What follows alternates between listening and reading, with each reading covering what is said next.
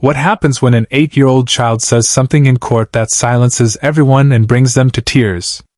Your Honor, I know I did wrong, but my daddy always told me to tell the truth, even when it hurts. Those simple words from little Marcus Thompson would change everything in Judge Frank Caprio's courtroom that Tuesday morning. But what the child said next would leave even the seasoned judge speechless. The gavel hadn't even fallen yet. Security cameras captured every second.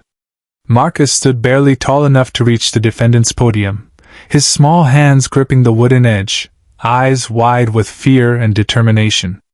Judge Caprio looked down from his bench, expecting another routine juvenile case. He had no idea he was about to witness something that would restore his faith in humanity. Young man, Judge Caprio began with his characteristic gentle tone. Do you understand why you're here today? Marcus nodded, his voice trembling but clear. Yes, sir, Your Honor. I stole candy from Mr. Peterson's store. But nobody in that courtroom was prepared for what Marcus would reveal about why he stole. The backstory was heartbreaking.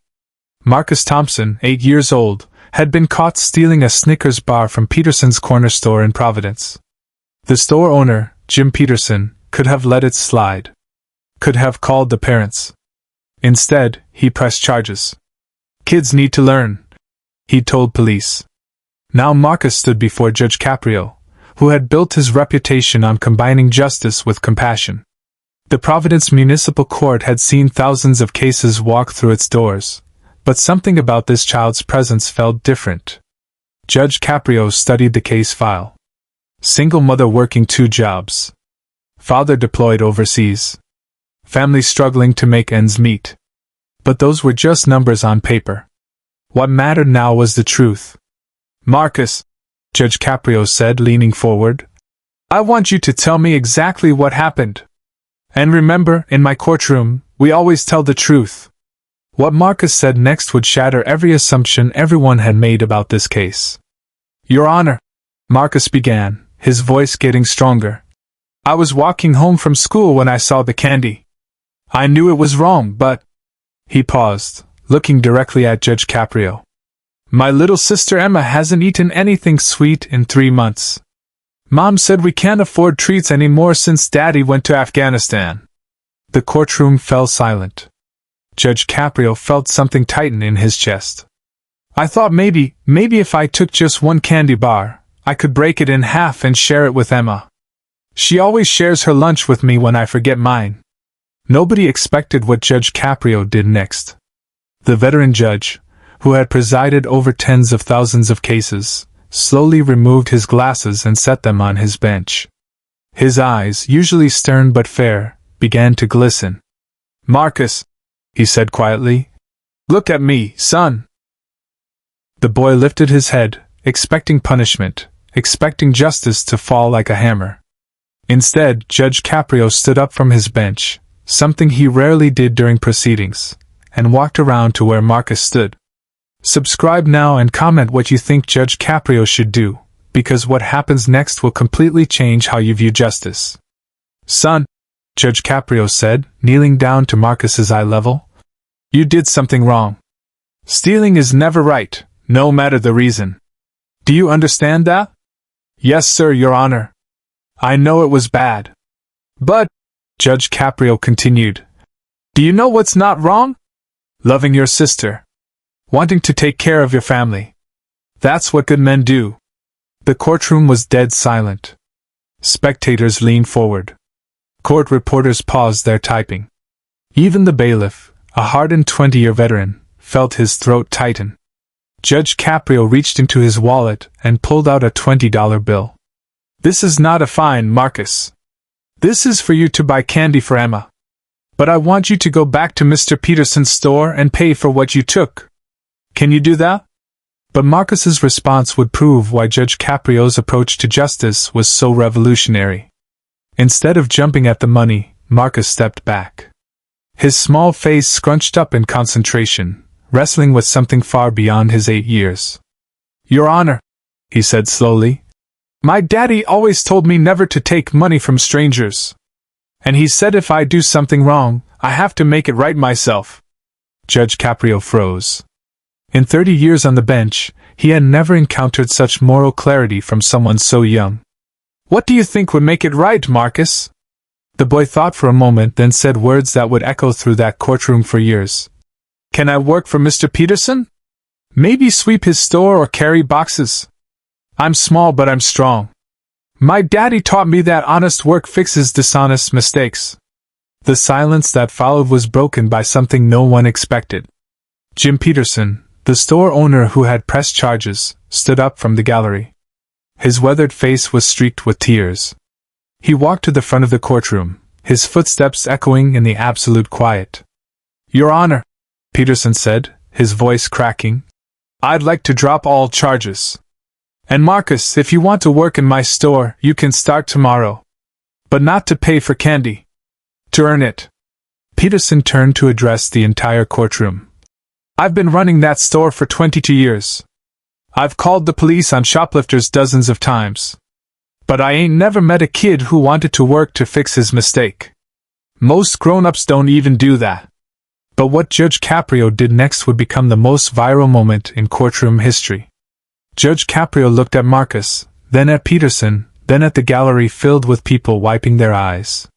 He picked up his gavel, held it for a moment, then set it down without striking it. "Case dismissed," he said simply. "But not because the law says so. Because justice has already been served by the defendant's own character." He turned to Marcus. "Son, you've taught everyone in this room something today. You've shown us that real justice isn't about punishment. It's about making things right. And you've done that better than most adults ever do." Judge Caprio looked out at the courtroom. "This young man committed a crime, yes. But he also displayed courage, honesty, and moral responsibility that puts many adults to shame. He wanted to steal for love, admitted his wrong for truth, and chose work over charity for honor. The impact was immediate and overwhelming. People in the gallery began to applaud. Then it became a standing ovation. Court officers, lawyers waiting for their cases, random spectators, everyone was on their feet. But Marcus just stood there, confused by the attention, still focused on the most important thing. "Your Honor, does this mean I can really work for Mr. Peterson? To take care of Emma?" Judge Caprio knelt down again and put his hand on Marcus's shoulder. "Yes, son. And more than that, you've shown everyone here what real character looks like." As court was adjourned, something unprecedented happened. Person after person approached Marcus and his mother, offering help. A local businessman offered to pay for groceries. A teacher volunteered free tutoring. A veterans organization promised assistance for military families. But the story doesn't end there. 3 months later, Marcus returned to Judge Caprio's courtroom. Not as a defendant, but as an honored guest. He had worked at Peterson's store every day after school, earned enough money to buy Emma candy every week, and even started a small savings account for his family. Judge Caprio called Marcus to the bench. "Tell everyone what you've learned, son." Marcus looked out at the packed courtroom and said with the wisdom of someone far beyond his years, "I learned that doing wrong doesn't make you a bad person. But how you fix it shows who you really are." The video went viral within hours. #HonestKid and #Judge Caprio trended worldwide. The clip of Marcus offering to work instead of taking free money accumulated millions of views across all platforms.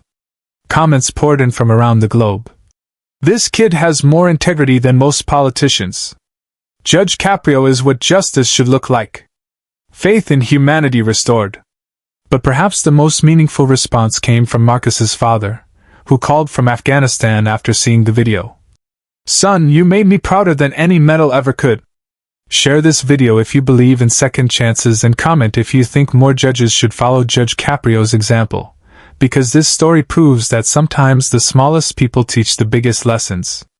6 months later, the effects were still rippling outward. Peterson's corner store had become a local landmark, with people stopping by just to meet the man who gave a kid a second chance. Peterson had hired 2 more part-time employees and started a program giving jobs to other children in need. Judge Caprio received letters from judges across the country asking about his approach. "How do you balance justice with mercy?" they asked. His response was always the same. I don't balance them. I let them work together. Real justice creates mercy, and real mercy creates justice. The lasting impact went far beyond one courtroom. Marcus had shown everyone that honesty, even when it hurts, is always the right choice. That taking responsibility for your actions is more powerful than any punishment. That love for family can drive us to both mistakes and redemption. Judge Caprio had demonstrated that justice isn't about following rules blindly, but about understanding why rules exist and when humanity should guide their application. And Jim Peterson had proven that sometimes the people we think are against us are actually waiting to help us become better. The lesson Marcus taught that day became a principle. When a child chooses work over charity, truth over lies, and responsibility over excuses, they're not just solving their own problem. They're showing adults how justice should really work. Years later, when Marcus graduated valedictorian from high school and earned a full scholarship to law school, he returned to Judge Caprio's courtroom one final time. "Your Honor," he said, now a young man but still with that same moral clarity. "I want to be a judge like you someday. Not to punish people, but to help them find their way to doing right." Judge Caprio, now in his 80s, smiled the same warm smile he'd shown that 8-year-old boy so many years before. "Son, you've been judging yourself fairly since you were 8. That's all any good judge ever does, help people see themselves clearly and choose to do better." The video of that moment, Marcus as a young man returning to thank the judge who saw his potential, got even more views than the original.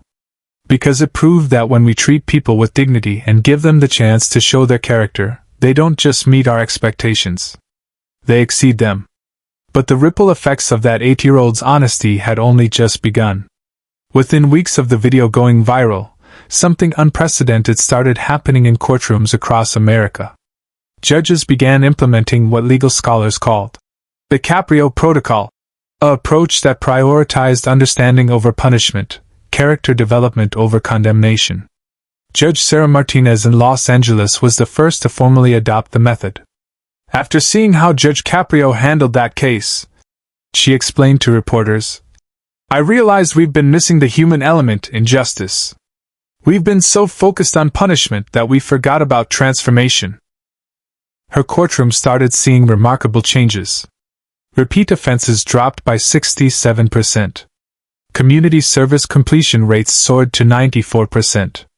But most importantly, people left her courtroom with dignity intact and a clear path forward. Meanwhile, Marcus had become something he never expected, a symbol. Schools across the country began inviting him to speak about honesty and responsibility. His message was always simple. You don't have to be perfect. You just have to be willing to make things right. At Roosevelt Elementary in Chicago, a third grader asked him, "Marcus, were you scared when you had to tell the judge the truth?" "Terrified," Marcus answered honestly. "But my dad always told me that courage isn't about not being scared. It's about doing the right thing even when you are scared." The principal later noted that disciplinary problems at the school dropped by 40% in the months following Marcus's visit. Children were taking responsibility for their actions instead of making excuses. The academic world took notice. Harvard Law School invited Judge Caprio to deliver a lecture on restorative justice in municipal courts. The auditorium was packed with students, professors, and legal professionals from around the globe. Traditional justice asks 3 questions, Judge Caprio told the audience. What law was broken? Who broke it? How should they be punished? But restorative justice asks different questions. Who was harmed? What do they need? Whose obligation is it to meet that need? He paused, looking out at the eager faces. That 8-year-old boy taught me that sometimes the person who commits the crime is also the person most capable of healing the harm, if we give them the chance. Dr. Patricia Williams, a criminology professor, raised her hand. Judge Caprio, critics say your approach is too lenient, that it doesn't deter future crime. How do you respond? Judge Caprio's answer would reshape criminal justice theory. Professor, let me tell you about deterrence, Judge Caprio replied. In 30 years on the bench, I've seen thousands of people punished harshly. Many of them came back. But Marcus? He never committed another crime. Not because he feared punishment, but because he learned something more powerful than fear: self-respect.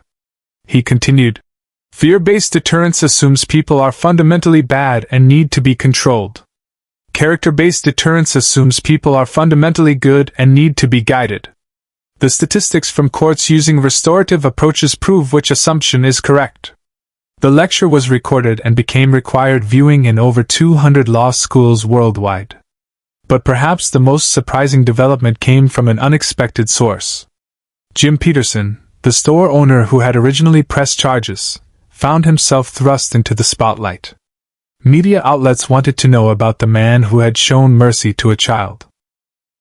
During an interview with CNN, Peterson revealed something that hadn't been in the original news coverage. "Truth is, I was that kid once. When I was 9, I stole a pack of gum from a store in Boston. The owner called the cops, had me arrested, made a big show of it. Said he was teaching me a lesson." The interviewer leaned forward. "What lesson did you learn?" "That adults could be cruel to children. That making a mistake meant you were bad. That some people would rather hurt you than help you." Peterson's voice grew quiet. "It took me 40 years to realize that wasn't the lesson I wanted to pass on." This revelation sparked a national conversation about childhood, mistakes, and mercy. Child psychologists began appearing on talk shows to discuss the long-term effects of how adults respond to children's mistakes. Dr. Michelson from Stanford explained, "When a child makes an error and the adult response focuses on character development rather than punishment, it creates what we call growth mindset. The child learns that mistakes are opportunities, not verdicts." The research was compelling. Children who experience restorative responses to their mistakes showed higher levels of empathy, greater academic achievement, and lower rates of behavioral problems later in life. Meanwhile, Marcus was navigating an unusual kind of fame. Now in high school, he maintained a 4.0 GPA while working part-time at Peterson's store and volunteering at a local community center. College recruiters were already calling, but Marcus remained focused on his original goal: law school and eventually the judiciary. "I want to be like Judge Caprio," he told his guidance counselor. "Not just because of what he did for me, but because of what he showed me about what justice can be." His sister Emma, now in middle school, had also been transformed by the experience. She started a peer mediation program at her school, helping students resolve conflicts through conversation rather than punishment. "Marcus taught me that when someone hurts you, the best thing you can do is help them understand why it was wrong," Emma explained to a local newspaper. "People usually want to do better. They just need someone to show them how." The Peterson's Corner store had become something of a pilgrimage site. Visitors came from across the country to see where the famous confrontation between employer and young employee had taken place. Peterson had turned one wall into a display about second chances, featuring photos and letters from customers who had been inspired by the story. One letter, from a mother in Texas, read, "My son saw your story on the news. When he broke our neighbor's window playing baseball, instead of lying about it, he went and confessed. He asked if he could work to pay for the replacement. Your example taught him that honesty and hard work fix more problems than excuses and money ever could." Peterson kept every letter. By his count, over 3,000 families had shared similar stories. The legal profession was evolving. Law schools began requiring courses in restorative justice. The American Bar Association created a new certification program for lawyers specializing in therapeutic jurisprudence. Court systems in 12 states implemented pilot programs based on Judge Caprio's approach. Federal Judge Maria Rodriguez, who had implemented restorative practices in immigration court, wrote in the Yale Law Journal, "The Caprio method has shown us that justice isn't about winning or losing. It's about healing and growing. When we treat people with dignity, they rise to meet that treatment." The statistics were undeniable. Recidivism rates dropped. Community trust in the justice system increased. Court costs decreased as fewer cases required lengthy proceedings. But critics emerged as well.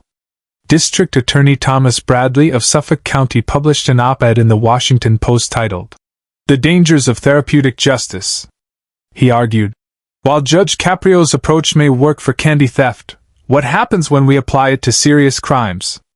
Are we prepared to hug it out with armed robbers and drug dealers? Judge Caprio's response, published the following week, was measured but firm. Mr. Bradley misses the point. Restorative justice isn't about ignoring serious crime. It's about addressing the root causes. A child who steals candy might be hungry.